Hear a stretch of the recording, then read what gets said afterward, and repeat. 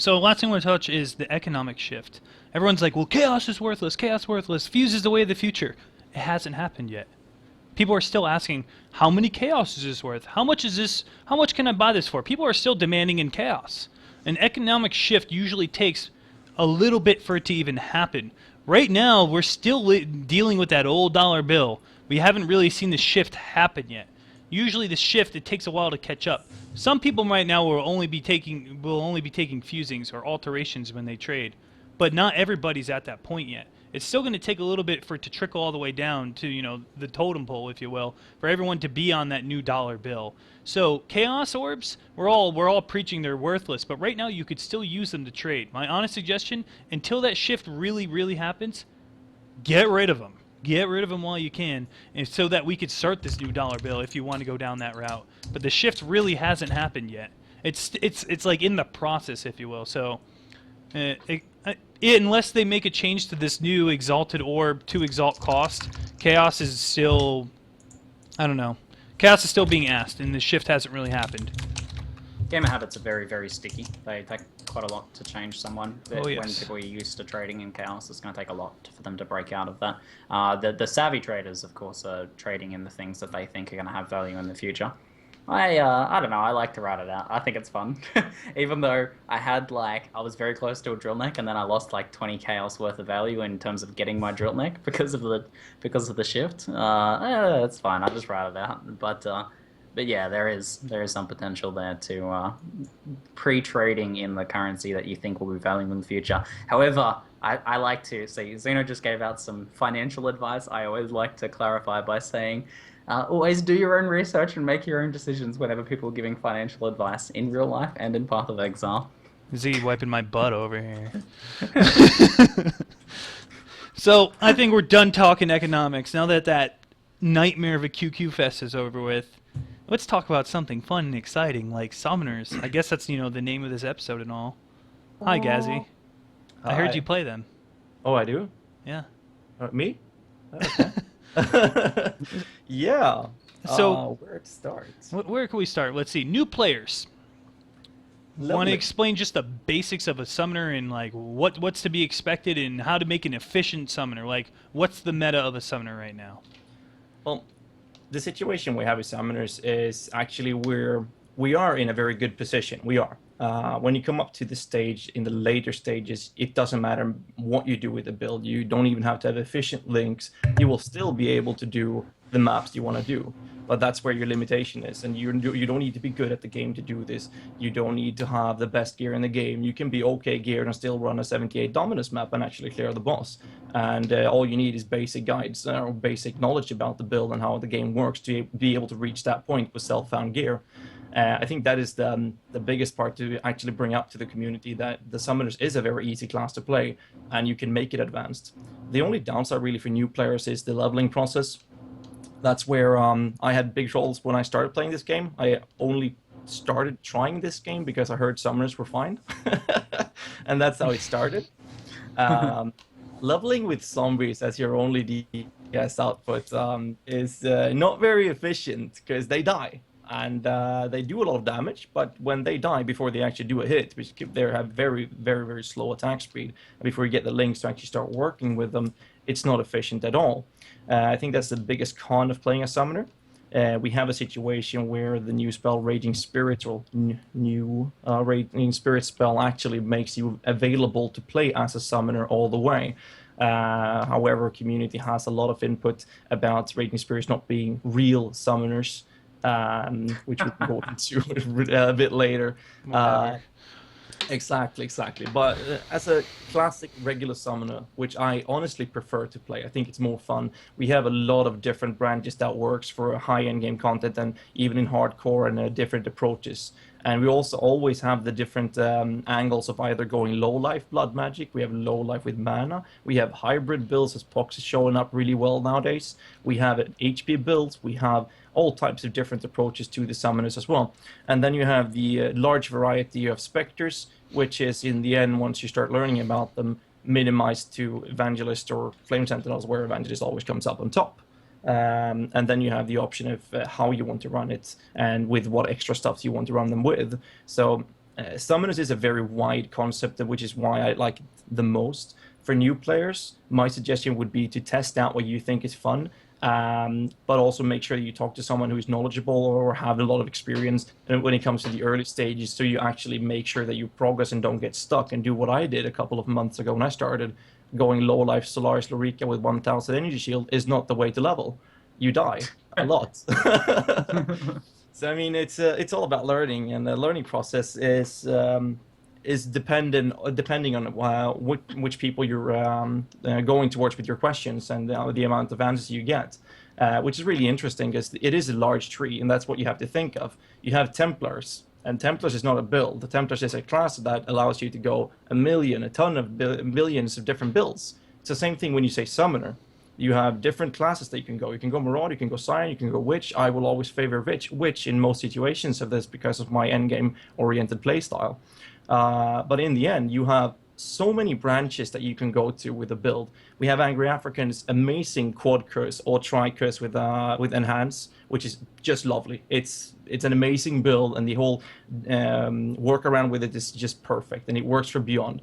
But you limit yourself to not do it Siri. But that's not something we have to go into from a new player's perspective. As a new player, you want to play the game and experience it, and to do that and start building up your own economy and stuff like that, and making sure that you handle endgame and high endgame maps is the important part of the game. And then you can take the next step and develop and see what you want to do with the game. Do you want to play with 500 accounts like Man Ocean doing Dominus runs? Or do you want to... 500, wow. That's a serious quantity. It feels like that way. But that's the way Man Ocean plays, and that's very efficient, especially when it comes to the economy. And then you have other players who play a Siri or Uber Siri like myself. And then you have the other players like Angry African. He's looking into making a stable build that works because he's enjoying the way Summoners works when they're playing, and that ends up with him doing 78 maps with ease. He's just cursing them. And the times he has died, I've looked through a lot of his RIP videos, it's just poor positioning. That's about it. He's an amazing player, and that's what you need to know as a new player. You need to think of the different approaches you as your build will have. A Summoner is not supposed to tank because you have 11 armor. And from previous discussions, armor is bad anyways. We don't need it. We can just sit in place. Well, Ghazzy, go ahead. Something I want to ask Pox here. He's never played a summoner before, and he just started playing one too, and he's playing a pretty weird one at that. He's obviously he's doing the zombies and the evangelists, but what's different about your summoning spec, Pox? What's different about mine? Yeah, let's talk about it. Well, I see most people don't understand what hybrid means because I have hybrid in my title, and they're like, does that mean you use spells too? And I'm like, no. I'm like, no. Because they see me using Arc for Curse on Hit, and then they see hybrid in the title, and they're like, oh, you're using a hybrid Arc summoner build? That's so cool! And I'm like, no, that's not what it is. Doesn't work. And essentially, most people get an energy shield pool, and then run Cloak of Defiance, and then use Eldritch Battery to have like an insanely high, defensive mechanism of mana as their effective life. Or you don't do that and you go CI and get an insanely high effective energy shield pool. Or you just go straight up life. But I decided that I wanted to make things different and show people that hybrid does work because, don't get me wrong, there are people who've been playing hybrid since like closed beta. Like I promise you, like there's been set people who've been playing the same builds and their builds have always succeeded. But they don't post their builds, they don't stream, they don't want to advertise it because they know it's good. And there have been people who've been doing this for ages, and I knew it, and I'm like, I want to make this happen, but I didn't exactly know how to do it. So I just jumped in, I started playing a summoner, and my character now at level 80 has 9.6k effective life. It's like, I don't know, I don't know. It's like double the HP I have in Energy Shield, but because I'm playing a summoner, my summons benefit off of Purity, and I can run Purity of Elements for myself. So essentially, I stacked Chaos Resistant Energy Shield on my gear, and then run Purity of Elements to help cover my resists, and skyrocket it out the roof, while still being a typical summoner using Evangelists and Zombies. So it's kind of a little different than most, I guess you could say, but it's still kind of the same. So I also forgot, there's also low life, so it's also not low life. It's just something in the middle. There you go. So it's something in the middle. The thing with summoners, from what I've noticed, granted I have very little experience with them, is that with summoners, there's not that many DPS nodes that you have to invest into. So your choice of defensiveness is completely entirely up to you, which is why you could pull off low life and have a fairly high ES pool, why you can go hybrid, why you can go Cloak of Defiance, things like that. The biggest problem I've noticed for summoners is links. An unset ring, you got, like, I get an unset ring, I'm like, man, if this had 30 cold res, it'd be way better. But an unset ring to you guys is like everything. Oh, this is where I'm going to put my Desecrate. This is where I'm going to put The my reason it whatever. was added to the game. So I think that the unset ring is a very important part since the snapshot removal, because with the snapshotting gone, we don't have links. There's no room. I'm panicking when I'm looking at the shit. I want to have my spell totem mark with a faster casting because I want to have I think it's 0.12 seconds faster placing to minimize my pre-casting during Uber theory. But I can't because there's no room for it, because I need to have a Desecrate there, and I need to have Arctic Armor somewhere. I need to have a Val Haste, a Val Haste, a Val Haste, and another Val Skeletons, and there's no room. Convocation. I mean, it Yeah. just goes on and on. So in case you guys were wondering, snapshotting was a way how summoners were played before. Snapshotting was you would take your one piece of gear and you'd throw whatever the heck you wanted. Tabula Rasa was a very popular one. You would get a free 6-link zombie setup or free 6-link whatever you want set up, summon all of your minions, and then take off that chest piece, and then there's all your minions still. And so it was like essentially getting 2 free 6-links. Or in the instance of Bringer of Rain, I know people are putting zombies in that thing, and they're getting like these insane zombies in a Bringer of Rain, for example. And there was a bunch of different ways you could snapshot this, where you would put it in a piece of gear, summon the monsters would stay, take off that piece of gear, and then put on something else to reap the benefits. Magic Finders, for example, used to be done, stacking a ton of IIR in one set, snapshotting on another. However, all of that is now gone. So Ghazzy, would you like to explain to people, since the removal of snapshotting, how the hell are summoners played now? It's a very wide concept. I'm just gonna have to correct you on a little detail. Okay, good. Tabula made us use 8-link zombies. Remote mine, trap. You threw them out, you blew them up, and then you had Sunblast Belt, which detonated them. You removed the gems and added another one, so they got the damage increase. So that's how we reached about 900,000 DPS zombies with 16,000 HP and capped resistances. Don't get me wrong, they still died on Uber Theory unless you really worked it. So it was still hard, really hard, but it was doable. But it took about 10 to 15 minutes to resummon one zombie. So let me get this straight. You would put in your 4-link optimal summon zombie setup. You would drop a remote mine that is linked with trap. So when you blow up the remote mine, it lays a trap. And then with Sunblast, after its duration, the trap would detonate and then spawn the zombie. So in that time, while you're waiting for that trap to detonate, you have to swap out 2 gems, put into 2 other gems, and that's your 8-link. Yeah, and you can What maximum a have amount of 3 traps placed. 3 traps at a time. You used increased duration for your Spectre, so that took even longer time. It took about 47 seconds before they summoned. And switch the gems, use Montegrals. Once you get your full zombies, switch gear and do the rinse and repeat with your gems, summon them, go back. And don't get me wrong, you were using Skullhead Secretary, Minion Val, you got Sid Breath, Minion Val, you got all of that shit. And since I was actually playing with a Midnight's Bargain in my hand, I didn't use the Midnight Bargain to summon, but I used the Midnight Bargain for the fact that I wanted an extra Spectre. That was the only reason. So when I did the snapshotting, I used a Choberchair for more HP with the non-Montegral summons. I actually had to use a Bones of Fulver boots to make sure that I could summon those extra Spectres and then move all the gear around. Oh my god. Go in. Nightmare. And don't get me wrong, we're not done there. Because when you enter the map, you're not done. You got your minions. Then you're going to start snapshotting the auras, and they have 2 helmets in your inventory. I started switching around with those and moved the gems everywhere.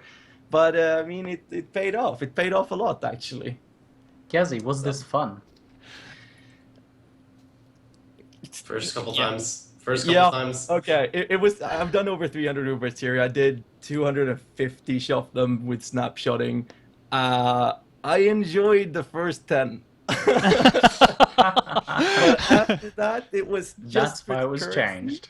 After that was just for the currency, because I love crafting. So I mean, I do like to move on to the question about how it is now without snapshotting. It is important to know that we've gone from a situation where people refuse to play summoners because of this so-called tedious process. I love doing it. um, somewhat. The first 5 times when you notice that shit, when you did the numbers, you're doing 800,000 DPS. They have 16,000 HP. Nothing can kill them. And the first time you do Uberts here and you see that they're actually dying, then you start crying. But in today's content, we don't have Snapshot. We have a lot less DPS and damage from your regular minions, which is really sad. And the feeling I got from the patch, I actually did pre-craft, did get help from a friend of mine as well, to craft a helmet with +2 minions, which is the so-called best helmet in the game for energy shield build summoners with +2 helmets, minions. I expected ZiggyD to give us damage on our regular minions. They didn't. Instead, they give us damage on skeletons, which for many reasons are not very viable. And then they threw in more HP to us. More HP, more HP. Okay, you can have another zombie in your chest piece by bench crafting, and you can bench craft more HP on your gloves. But even with an power level 4 plus item level items and minion life linked to the zombies, you don't even come close to the amount of HP that I had on my minions with snapshotting unless you use them on integrals. Then you reach like 22k HP, but then they don't do any damage. So today's content with regular summons, you will not be able to do Uber Theory, but you can still run regular Theory in a lot of different regular summoner builds, which brings me to the simple comment that summoners are in a very good position right now. Not many builds can handle Uber Theory. A little bit more builds can handle regular Theory, and almost every build can do 78 maps. Summoner has different branches where we can do 78 maps. We can do a Theory in a lot of different ways, and we have 3 different approaches in one specific build that can run at Uber Theory. I think there's nothing to complain about in today's content after snapshotting, even if I prefer to play with regular minions. Wow. So overall, you're pretty happy. Do you think there's in terms of right now the dynamic, it's specters. Specters, there's pretty much just one go-to specter, and that's the evangelist. Do you think that GGG is very dynamic, shift oriented, where this is the premier specter and here's why? Oh, nerf. Here's the new premier specter and here's why. Do you think they should offer more options rather than just one set specter always? I think that the specters we have a large variety of minions. I think there's 2 things that I really want to see. I want to see specters being capable of scaling with the level of your desecrate and then actually nerf the desecrate level, because now we can pump out level 100 units or corpses on the ground. When you summon a minion, a specter, they will actually adapt to the level of the map. So yes, if you go into a palace map or a 79 map, you can bring out an Undying Evangelist that will basically kill everything harder than you can possibly imagine, especially with the snapshotting process. That was insane. But you can do that in today's content as well. But if you go in and pick up a Spectre and Scepter of God, it's going to be adjusted by that level, even when you bring it into an Uber Series level 80 map. It's exactly the same process. What I wanted to see is I want them all to scale by the level of Desecrate. That way we can bring a minion that you can find in, you can bring those drop bears and use them. If you don't know, you can make them a Spectre, but they would scale to the level you want directly. That's one thing that I wanted to do, because that will open up a large variety of new minions that we can use from earlier acts and earlier difficulties, perhaps, to see what we can do and use for endgame content, which I want to see. Do you think they should just make it scale to the level that you are and just call it good? That would also work perfectly. The second thing is the fact that we can't resummon. I think that's Race Spectre. An easy solution would be to make Race Spectre have 2 spells, or 2 abilities. One that would be to summon them, and another one to resurrect the ones you've chosen to summon. But have that, say, a 10-second cast time. So you would actually have to be safe out of harm to do that. So you can actually have those in a map and resummon them. And you also have to remember that summoners are not the fastest clearing build in the game, and we are already very slow at clearing, unless you calculate the Raging Spirit builds, which we can go into later. But being forced to go out of the map, go to the area where you found the minion, start desecrate spamming to find the one minion you want just because one Spectre died, resummon him, and then go back to your hideout into the map and then start playing, that process is too long. They should make some sort of resurrective ability so you can actually get your Spectres back. I think that kind of screws up with the idea of Spectres, but that would be the only way to make them more viable for endgame. But as we've talked about a lot, most summoner builds, if not all summoner builds, is always going to be viable for endgame maps.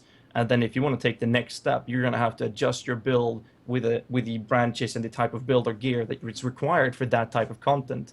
That every other build does that. If you want to have a specific build to handle Uber Theory, you must adjust everything towards that end. You can't go in with a regular summoner builds in Uber Theory. I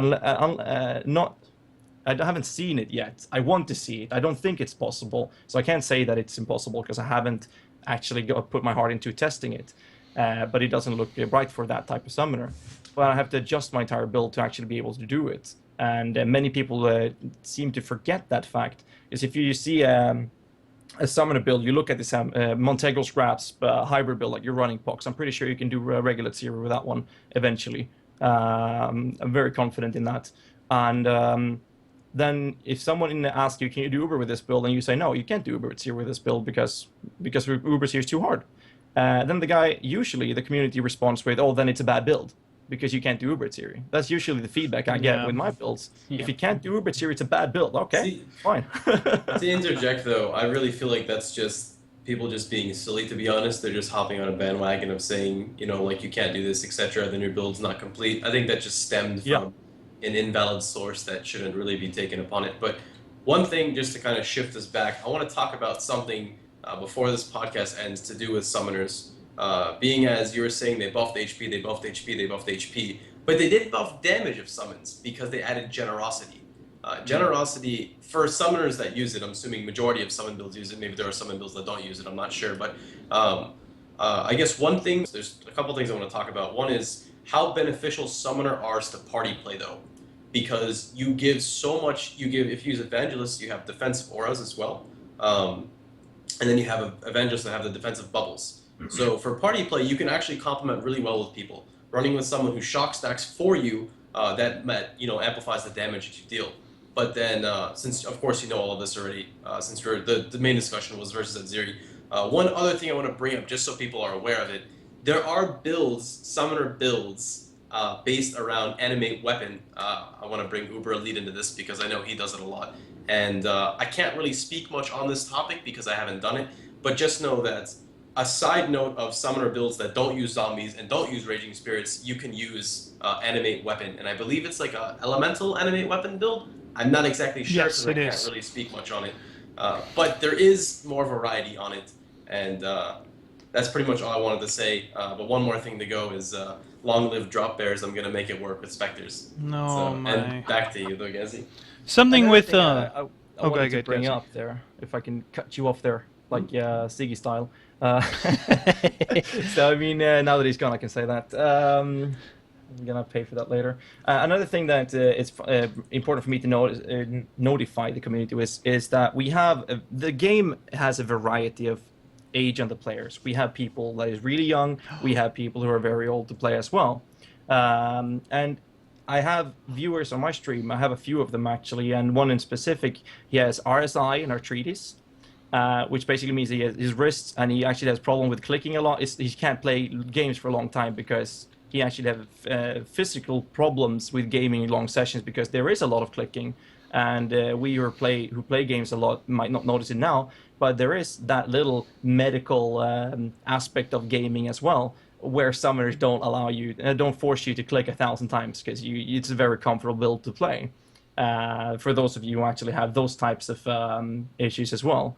And I think that's actually a good aspect of it because there is a surprisingly large amount of players who tend to go away from certain games because they can't play it, because there isn't builds that they like to play because it's just too painful for them to play. And this is also a build that would allow you to do that. And I'm pretty sure there's a lot of bow builds and ranger builds that also has that aspect to it. And I think that's a nice addition to the build itself. That's a really good point, and especially action RPGs are very prone for that, for people with disabilities or, RSI and things like that. Man, after playing Tornado Shot for a while, I might have to play a Summoner next for a totem build or something. I want to see Summon Skeletons work. And the one thing I think Summoners have needed forever, I loved in Diablo, absolutely loved in Diablo, that ranged skeleton spellcaster that you could summon just off the base. I love that. Give me some skeletal archers or skeletal mages that just follow you around forever like zombies do now. I want a ranged permanent zombie, if you will. And just like in the current state of the game, I would love to see that come out. I think summoners still need some more love.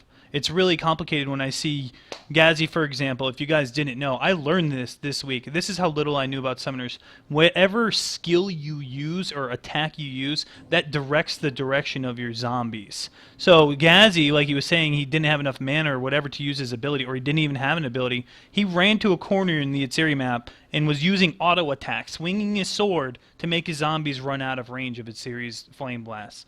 That's absurd. That's just crazy.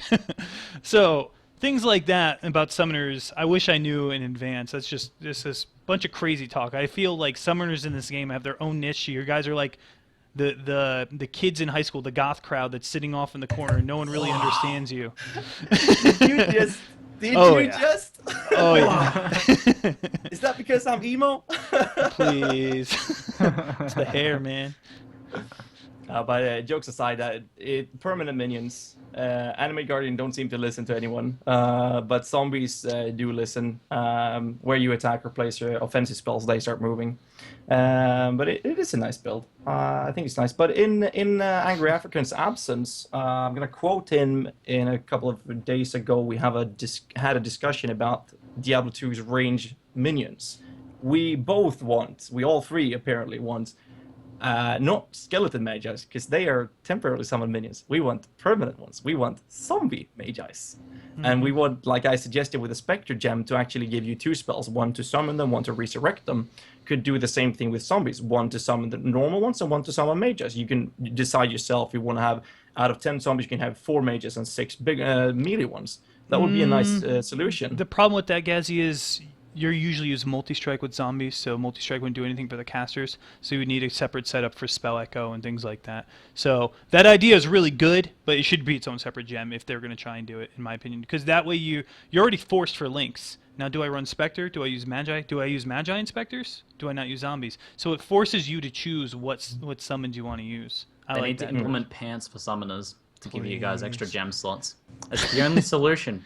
Summoners Yeah, need I think pants. that they could make like your summon gem open up a link. Like you click the zombie gem, and that would open up a new window with links that you can support your gem in, and then place it in, or something like that. That would be. Like a But little on the chance other end, then button or we're back to snapshotting, and it's too Yeah. overpowered. Blah blah blah. But I mean, I think that the biggest problem, which is one of the main, I see the chat going spammed about a lot about skeletons. I'm gonna actually hit on that directly with this comment. The biggest problem, what makes Raging Spirits do so much more DPS than zombies or skeletons will ever be able to do, is because of blocking. They block each other. During snapshotting kills on Uber Atziri, the biggest risks for me were when my zombies, for some reason, they ran around like headless chickens instead of actually gathering around the clone and start hitting her. Because there was only like 4 or 5 hitting her, and the other 4 was just running around thinking, oh, where can I fit? Hey, can you move? No, I'm hitting. Okay, I'm going to run around. And then when they go around, the bubbles from the advantage is down, and I die. If they wouldn't block each other, they could actually be doing actual active DPS, which is Raging Spirits are doing. You can summon 50 spirits, and they can be in one box and hitting the same targets. That's why they're so aggressive, and that's why they're so efficient compared to skeletons and zombies.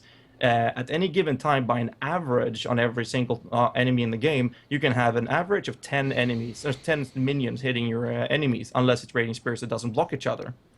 This is something they could change with the minion speed gem to actually make that attractive by making them have a phase shift, for example. Stuff like that. You don't have to have flying zombies through walls, because I've seen spirits do that. But making them not block each other would actually increase the actual DPS, not the paper DPS, but the actual DPS. And that's something that I would like to see and make regular summons a bit more stable. That's also one of the biggest pros of using them on Integrals rather than Midnights. There you go, Because right they there. only have 4. So, Ghazzy, did you forget about the maggot lair? You want to talk about blocking? I remember that. The maggot lair. Diablo 2. Diablo 2. Front line, everybody. Well, I'm going to have to wait for this one skeleton to kill everything, because that's all that can fit. So, honestly, preventing them to stack on, or making them be able to stack on top of each other, I don't see it happening. I really don't see that happening. But it could. It would be awesome, but there's so many... It just sounds like a coding nightmare right there. Yeah, it seems like the current system is that you can either no collision with everything or collision. So, like, Raging Spirits will fly through enemy mobs and themselves and you and anything else. Whereas Skeletons will, if you remove the body blocking on Skeleton versus Skeleton, then they're also not going to be body blocked by other mobs, which means they can't be used defensively anymore. Correct. So, that's, Well, might be pathing difficult for them to do. Pathing from enemies seems to be acting really weird with the Raging Spirits. If you stack up Raging Spirits, they are flying. They can fly through walls and everything. Sometimes they go through closed doors for some reason. It's really weird. Very efficient in some situations. It's very rare, but it happens. But they don't block each other. But for some reason, I'm pretty sure it's not only the mini stunts that happens when they hit. Enemies seems to be trying to walk around them and stuff like that. I don't know why they're not supposed to do that. They're actually supposed to walk straight through them because they're flying, but they don't. So, and they're really nice blockers for me. When I'm spamming my Raging Spirits, projectiles keeps coming, and they just hit the spirits that is coming in front of me. It's a very safe way of playing. I think that it would be efficient if they did that to zombies and skeletons. But again, instead of actually making them more viable in terms of actual DPS, we did get a benchcraft on the chest to get us an additional zombie that can run around like a headless chicken. That's really good, right? Another meat shield. It's true. It's good. It's good.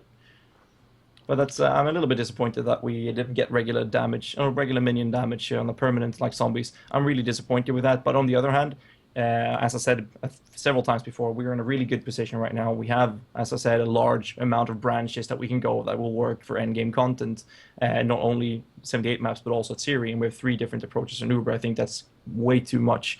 I think that it's more than any other build we'll ever have in this game, so we shouldn't complain. But that's about it. All right, so I think that wraps up our summer discussion. We got about 23 minutes for Q&A. Good enough? Awesome. I hope you guys got some questions ready. So this is the part of the podcast where we do a question and answer segment where you guys provide us questions and we answer them. In case you guys haven't submitted any questions, the way to do it is you direct them at one of us or all. You say, at Ghazzy, why do you feel this is this and this and this? Someone's actually going to type that out now. But direct it at somebody, and then we'll go ahead and go through with answering it. Which question we got out first right now, Ziggy or Pox? First one, Zeno, is for you. So the question is, Zeno, by, I don't know how to pronounce this, Zunvin. Can you guys cover some great starter builds? Oh, it's like going weird. Can you guys cover some great starter builds for players in Beyond? I know that Ziggy, you're like changing the colors. Sorry. Here. Tackling this game as a new My player bad. with so much build diversity can be intimidating. All right, so just a new build that works for beginners? Just, he wants you to cover some basic builds. That's Oh, all. It's basic directed builds that- towards you. Basic builds that work for beginners. Let's see. Spectral Throw, despite its nerfs, is still very easy to play. You get it right away as a Scion level 1. If you don't have Scion unlocked yet, you can get a Spectral Throw for like 4 Alteration Orbs. Seriously, if that. Nothing. Someone could give it to you for free. Another really popular build right now is Dual Wield. What's it called? Wings of Entropy is fairly cheap. Bring of Rain has dropped significantly in price since it went Legacy. And any Dual Strike or Cleave build is pretty viable.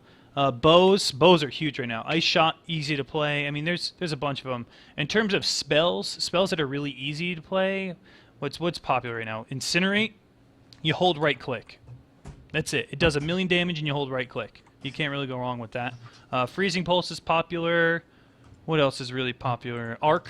Those are all good beginner builds. In fact, I'm going to direct you to Ziggy here. He has an Arc guide up on his YouTube. You can go take a look at. And it is like, it will guide every step of the way for you. It's like you're being potty trained. So check out that. Full credits to Fox Tactics for the original build. He did an amazing job with that. I just helped lay the tracks. All right, so let's go with the next question. Okay, next question is another name I cannot pronounce. Eudaimonia? Eudaimonia? Okay, anyway, it's think- the Ghazzy. Alright. What would it take to make summon skeletons useful outside of being a distraction? I think that with the physical damage increase that they got in the patch, I think that they have some viability. Not something I've been going on into in depth, really. I think that they are much stronger than they were before. You have the slight You have the slight problem of them having 50% less elemental damage, which means that minion instability is not a very efficient way. Same thing with the added damage they get from hatred and stuff like that as well, because of their less elemental damage. However, with their new physical damage additions, I think that they can be made viable. I don't see them doing it Siri. I see them doing 78 maps without problems. That's my verdict on the skeletons in general. Oh, I didn't expect that. 78 maps, do you think they're possible? Absolutely. They scale crazy well with level, too. Like, really, really well with level. All right. Next question is to Ziggy by Hayato Force. How does Spell Echo interact with... Or sorry, how does Spell Echo interact with Spell Totem? That's a very easy question. It doesn't. Spell Echo was specifically designed by ZiggyD to promote self-casting, and as a result, it does not work with totems at all. Okay. Gwith. Next question is by Gwith to Zeno.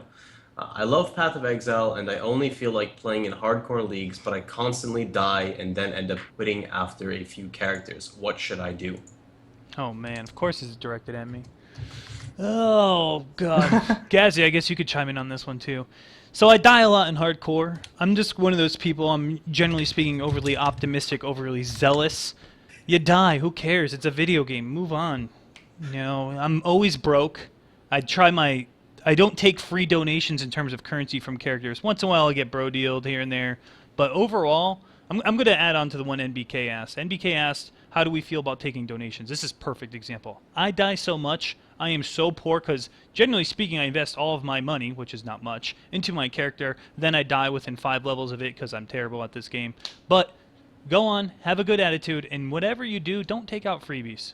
You know, if it's an item that's worth less than an alch, who cares? Take it. A gem worth less than an alch, take it. And it's just being, you know, I give gems like that to people all the time. But in terms of free items after you die, unless it's your bro and you're just borrowing it, don't go out of your way to take free things from people when you level a new character. It takes away the entire experience of this game. More importantly, if you're a streamer, you should try your damnedest not to take free items and currency from people, because you shouldn't get anything special for being a streamer. That's an attitude I've always had. You should work for it like everybody else has to. Yeah, But about with the freebies, that's something that I've done with a big giveaway I had in Standard League. It's a bit different approach, I think, when it comes to Standard from my point of view. When it comes to temp leagues, I don't. I think that, as you said, it ruins the experience. When it comes to a league like Standard, there's a lot of currency and items lying around in people's stashes that they don't play Standard. They only play temp leagues. And during my craft sessions that I do, I tend to make sure that I make a giveaway when I reach certain goals and stuff like that. And there has been friends donating stuff to me on the stream, and that's now lately started a big chain of people wanting to throw items at me, which basically just made me, actually I did accept everything and made a big giveaway with everything. And I think that was a nice way to provide some back to the community. People who don't play Standard League got the opportunity of getting that in Standard League. I do agree that that's something that should never be done in temp leagues, because it is somewhat of a race in the end. While Standard League being so, how do you say it? It's another game in Standard League from my point of view.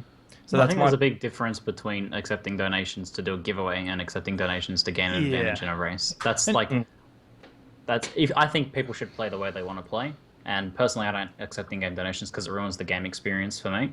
But taking donations in Standard, like if it's not really as much of a combination, and if that's something you really enjoy, I don't know, it's not something for me, but I don't really have a major problem with it. But taking donations to do a giveaway, that's fine. I don't think there's any problem with that. It's the community giving to the community. You're just being a medium for that.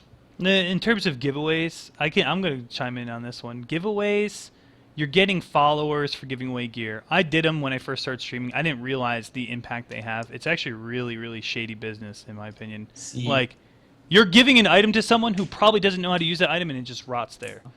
You know, it's like, let them earn the experience. I've stopped all the donations accepting because of that very reason. I don't advertise my giveaways. I do them from time to time, very unannounced and everything, for the followers I have. But as you said, I did it once. The effect of that was just horrible. It was horrible. Like, I got a lot of friends that wanted to help me out with things I did, and they gave me stuff, and I don't see that as a donation when it's friends I'm talking to in real life and stuff like that as well. helping out, but suddenly donations comes in from viewers and stuff like that. And it started with a giveaway. Instead of keeping it, I made a giveaway.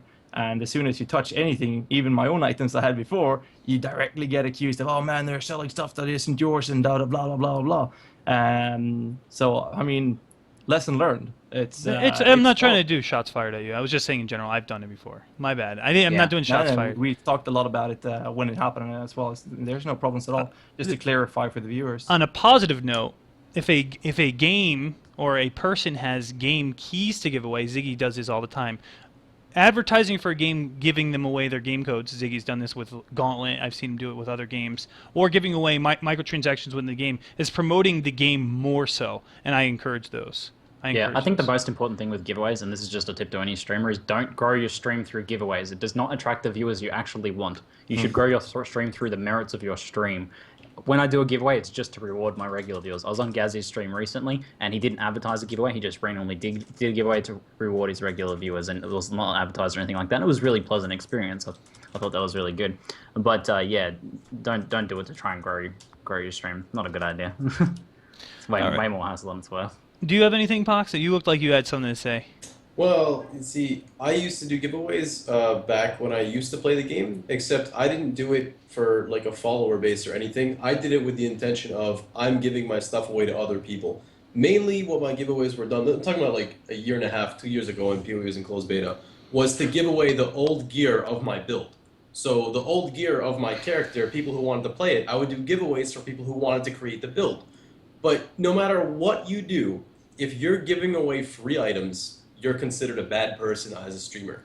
So honestly, like, there is no winning with this scenario. I can see it from every point of view being negative and being positive, but I think the end result is like, I don't know, like you just do whatever you, yeah, exactly. I try to avoid every type of giveaway on my stream, even if it's purely good intention. Like if I'm quitting the game and I want to give my currency away to viewers, you can't do that because people get mad.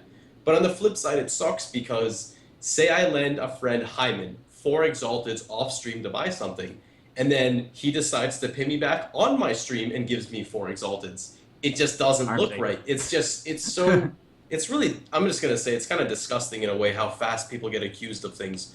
But in the end, you sign yourself up for it when you're a streamer. You know, you're publicly broadcasting yourself in front of tons of people, and you just have to deal with it. And that's pretty much it. Comes with the territory. Something Rise says, once it's on the internet, it's on the internet forever. Yellow dress, hashtag. Okay. Alright, anyway, next this question. is not a very interesting topic. Let's next. move on. Okey-dokey. You want me to read it for you? Or you got it? I can pull up one. This is from Fortuna. Do you think that in the upcoming 2 week there are going to be a lot of bow users because of it being good now? I definitely think there's going to be a lot of bow users. It's both strong, pretty cheap to get started, and to self-craft your way into pretty good efficiency, and it's meta. It's like popular. So all of those things, like all the checkboxes are checked for it to be popular in any sort of race. That's if we ever get any sort of race, any sort of race events happening. But yeah, I think there will be for sure. What do you guys think? Oh yeah, bows are back, boys. That 11% buff across all the weapons, the local crit now on 3 different bow types as opposed to just the end game bow type. Life is good as a bower, minus the movement skill. Yeah. Rory did say it's on the top of his list. No, he didn't. He said he's not. It's not a high priority because bows are in a good place. He said we're doing well enough. We don't need the movement skill. But he said he has it written down. That's right. But he did ask me on Skype after the last podcast what my ideas for bow movement skills were, and I shared them with him. So hopefully that helps provoke him a little bit at least. But it does show he's at least thinking about it. So hopefully soon. Okay, next question is by Sentient Hall at Everyone. What major additions to the game would you like to see? Be it keystones, skills, or anything else? Have any of you been thinking of like a unique that did this would be awesome? So first off, I'm gonna state that I think that they should add a keystone that allows it so when you summon something with a specter, and the reason for it is whatever specter you summon, it innately uses whatever it does. So when you summon drop bears, they'll actually hide and then drop down. Oh my, please, Punks.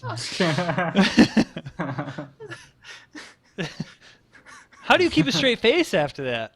Well, I'm serious. I'm telling you, if you stack minion speed and you get haste and you get like full cast speed, your drop bears will just be like the speed of light. It's like wee wee wee. It's gonna happen. It's gonna happen. Just wait. Oh my. Oh man. Other of you guys have something you'd like to see added to PoE? Yes, some sort of more than just. I think it was really cool. +1 Poxcon. I think there was a lot of cool additions to this past summoning tree with the minus resistance for the fire, lightning, and cold nodes. I think that's cool, but I still think that spell leech is in a pretty bad spot, as well as spell life on hit. Like spell life on hit's a very dangerous thing, so maybe not spell life on hit, but some sort of spell leech in the tree I think is needed. Everything is just physical leech, physical mana leech. I also would like to see some sort of changes to mana leech as a whole. I think that mana leech shouldn't suffer the same consequences that life leech suffers from currently. I personally, when it comes to keystones and stuff like that, I would see a very, very teeny tiny percent of leech from minions going to you as a summoner. That would open up a lot of different builds. Oh wow, that's a good idea. That's pretty cool. That's like a good unique idea. Yeah, unique or something like that. It would be really cool to have that availability. I think that it would be broken for Raging Spirits considering the 13 to 15 million DPS at the moment. I mean, Yeah. I could face tank everything and have every region go to my energy shield, and I mean, it's pretty self-explanatory, but I mean, having a unique that would be a large unique. I would personally prefer to see it as a two-hander, but it would make you somewhat tanky, and I think that would be a nice addition to builds such as the Marauder Dominating Blow build. That would be opening that one up as well for a different approach. I think we already discussed it to death, but what I'd like to see added to the game is something that increases the variance in the chest slot. We've already talked about it a lot, and maybe something that helps evasion, especially in that regard. And you know, as we talked about, armor as well. So pretty much stuff we've talked about. Most of the things I want to see are just some of these additions that would help out a lot of the things we've already discussed. However, since it was mentioned by the question asker, uniques that we'd like to see added to the game, I do actually have a unique on the way. And it's currently in design. It's in testing at the moment, so they're putting it through the neon experiment, which means that they want to do a fair bit of testing on. So I'm not sure how long. What's the spoiler? Come on, what's the unique? But they're worried that it's going to be too strong. So we'll see. We might need to put another disadvantage. Can you? Oh no, you cannot. You do not tickle. You go full with it all. Come on. All right. Leave it So with blue balls. I've already shared it. I've already made a video and stuff on it. But the unique is a ring. It's a low-level unset ring, so I have to go ahead to make it low-level. I want it to drop before Merveil. And it's got two parts to it. The first part is this kind of neato resistance swapping thing. It captures the idea of swapping resistance rings as you're leveling. I really like that mechanic, and I like that knowledge focus in the game.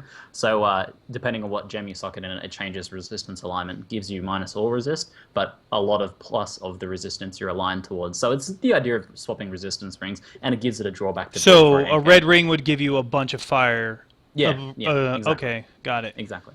And then the secondary effect is that it has a local elemental equilibrium to the gem that's socketed, which that's pretty significant. So if you use fire damage, then the other two are affected. Yeah, so you can actually, as a spellcaster, you can use elemental equilibrium with this item, whereas the keystone is useless, because global elemental equilibrium has the drawback that if you're using fireball, you can't use arc to set it against because you're attacking fast with fireball. It only works on things like ignite prolif builds or big single hitting builds like discharge can only really work with elemental equilibrium. But this allows you to use any build with elemental equilibrium. You can put a cold snap elemental equilibrium in your ring and then have like a lightning arrow build if you want. You can do whatever you want to. It opens up elemental equilibrium, which I really like as a mechanic, to any build. So it kind of works as a curse. They're very worried it's going to be too powerful though, so we're waiting to see how that works out. Oh my god. If only you could get curse on hit with it too. That would be just like cold snap curse on hit Ellie weak with boom elemental equilibrium. Oh, that would be god tier. It's OP. It's OP already. So that's it. It would just be the minus all res, the local elemental equilibrium to whatever it's socketed with. Yeah, and then the plus resist for the one you're socketed to. So there's kind of this interesting meta, whereas like I really want cold snap as my thing, but that means I lock myself into using certain resistance gear. So it becomes an interesting endgame problem as well. So hopefully that's enough of a drawback. And in terms of flavor, it's going to be cool and steampunk. That is really neat, Ziggy. What's the name of the item? I Ziggy's don't D? have a name yet. I don't have a name or flavor text. I'm Ziggy's terrible D. with that. That's Ziggy's D. Ziggy's D. Oh my god. Ziggy's D ring. This is starting to sound like my stream. Oh my god. Dirty Ziggy's talk. D unset ring. Just think about it. So next question, I'll ask the next one. One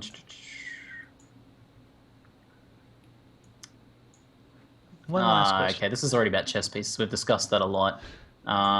Okay, here's a question about maps from Eudaimonia again. Run dangerous high-quantity maps since they're not necessary to sustain a map pool. This eliminated major chaos orb sync. Do you think GGG should re-incentivize rolling high-quantity rare maps? And I'll tack on a bit to that. And how do you think they would do that? So what do you guys think?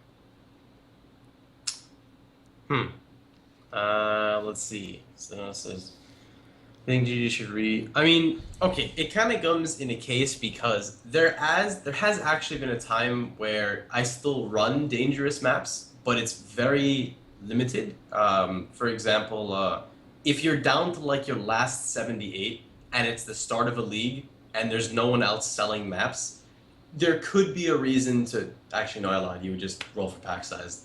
I'm trying to like think of something. I don't know. I mean, possibly because your goal is just spam running maps really till the Cardo pops, and then you get your map quantity back. So maybe I feel they should possibly do something with bringing in like, like I don't know. I guess I haven't thought enough about this to actually talk about it. So I'm just gonna pass it on to Zeno. Wow. I'm trying to think of a reason. I just can't. Like After listening, I need the question reread, please. Thank you. So the question was incentivizing people to spend chaos orbs on map. Most people run not dangerous maps now. Everyone just rolls for pack size, magic monsters, etc. Let's see. I did a 66 map, yes, but it was like a hell on earth map. It was corrupted with like a million mods. Everything was just bad. And then someone was like, I'll pay you a divine if you can run this with Onslaught. And I did it. And I got nothing really good out of it. So do you think they should incentivize it? No, I think it's just bragging rights. I think it's there. We already have enough incentivizing in this game. I think there's more important things at hand that they should be working on, like balance, not really so much chaos spamming on map balance. I think it would just be wasted time and effort for grinding your game to work on that anytime soon. Really fast. I just thought of something. Of course, this is completely hypothetical, so don't take it fully. What if they gave an increased amount of experience? I mean, like very minor percentage experience increase per mod that's added onto a map. So if it has 6 properties, you get more experience. So not necessarily always bad, but it does give a reason to possibly chaos spam. Like, it's just completely hypothetical. Not saying it should be done in any type of way. Something like that or rarity would be interesting, I think. Some Actually, not extra experience. incentive. Maybe not experience because people already are. But then again, people are hitting 100 off of. I don't know. Just something. It just sounds like they would be spending a lot of time trying to figure out what it would be, and there's more important things for them to work with, in my opinion. I do think having good variety and challenge in endgame maps is important, though. I don't think it's a non-issue. I do think they need to, like, playing difficult maps and having a reason to do that, I think adds extra longevity and interest to the endgame. I have to say that in the current state, for like verifying the question, the only time I run a dangerous map now is if I'm out of alterations. And I can't afford to re-roll it. So it's like, I'm like, well, I guess I gotta run this map because it's got some magic. It's got 20% magic monsters and a really shitty mod on it, but I don't have any currency to re-roll it. So that's the only time I run dangerous maps now. What do you think, Ghazzy? Well, I just roll pack size and magic. That's the only thing I care about. And seeing me from a point of view in standard, there's only one thing I do in standard right now, and that is when too many people in my stream ask about my endgame build, I go in and I roll double boss modes on Palace, and then I kill them in less than 0.1 second. I laugh, and then I let someone go loot the map. That's what I do in standard. And when it comes to Beyond, there's a total different approach to it. And the only reason I'm doing maps is for gaining experience, and the best way of doing that is pack size and magic, which is also very strong ways of making sure your map pool stays up with the pack size rolls. I do that with alterations. I don't care about the other rolls. as I'm only aiming for endgame content such as Syria and Ubet Syria, there's no reason for me to roll a hard map to enjoy it a little bit more, because I will enjoy it Syria when I start dying there. So it's just pack size all the way. So rolling maps is not in my interest really. Well, I think we're out of time, guys. One more. I have one more thing to input really fast. I thought of a solution to maps. Ready? Okay. Go. What if Summoners. they add no. What if they add a mod onto a map that guarantees you gain a map out of it, but the map is every mob is a drop bear? It started so well. It was so well. That's It's it. coming. That's I'm the end locking of the my State door. of Exile podcast. Goodbye, ladies and gentlemen. Well, everyone, that Oh, I thought it was concludes so- our State of Exile episode for the day. And sorry that Angry AA didn't show up for whatever reason. His internet might have been out, power outage. We don't know. He could be sleeping. But if he ever wants to come on to another episode, sure, he's more than welcome. Guys, agreed? Yeah? But if Yeah, he flakes totally. again, I'm going to send the I pitchfork. love the summoner knowledge bombs, Ghazzy. You did great. Thanks for coming on the show. Absolutely my pleasure. I enjoyed it. Really. Thank you again, everybody. In case you're wondering, this is Path of Exile. It's a free-to-play game. This game is not pay to win. I did it! And it is found either on Steam or pathofexile.com. It's an awesome game. Great group of devs that are constantly interested in what you guys have to say, your feedback. It's one of the few companies where they actually give a crap about you and not the dollar sign. I'm sure they care about the dollar sign, but more importantly about the gameplay experience overall. So thanks again, PoE and Grinding Gear Games, for allowing this podcast to happen. Twitch as well. Much love to you guys. And all those viewers that continually come in, thank you guys. I appreciate it. Have a good one. We got See some. you later. Oh yeah, hang tight for some MTX. Oh, baby. Oh yeah. Oh yeah. Now we're just waiting for a delay. They won't hear this. Oh, this is the